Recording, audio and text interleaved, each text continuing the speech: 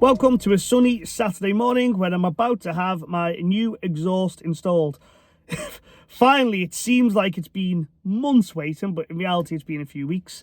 The only reason I was waiting is I had a PADM fault on the car when I purchased it, and we had to wait for it to be booked into Porsche to have that rectified. For anyone who doesn't know, that's simply a electronic engine mount that failed. It's quite common on most of Porsche range, to be fair, and which has the dynamic engine mounts. But that's all done now, thankfully, under warranty. So now we can get the exhaust installed. So I did look at quite a few exhausts. I gave it quite a lot of thought. I wanted more of a GT3-esque high-pitched type of noise rather than like a deep burbly V8 type of noise. So I ended up going with a Brooke Racing Inconel exhaust. I haven't heard a huge amount of footage of this exhaust installed, but what I did hear, and hearing the other exhaust he makes on his, he makes for the cars and said Porsche range, look on his Instagram by all means, it does sound like the type of thing I want. So I've decided to give it a try. I picked up one used, reasonably priced, brand new. They're £5,000. There's a lot of money for a small piece of exhaust. It's only the rear section, so we're not changing the OPFs or anything like that. Whilst it's getting done, I've ordered from String Theory a few titanium nuts and bolts and studs and all that malarkey, so nothing's going to be snapped, seized, corroded, nightmare. Shouldn't have it anyway. This is just under 5,000 miles and it's a 22 car, so it shouldn't really be an issue, but just in case. So yeah, we'll do some decent sound clips of before and after. One thing I've been considering, I'm not 100% yet, is this car does have active valves on the exhaust, and the new exhaust is a valved silenced exhaust. So I do like the idea of being able to put it in a quiet mode and be able to open it and close it when it suits me.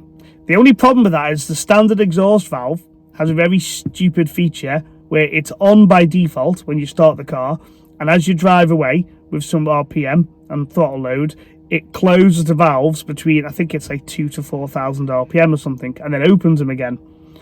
Now it does that even when the exhaust is in the on position on your sports exhaust setting on the console. I don't like the idea of that at all.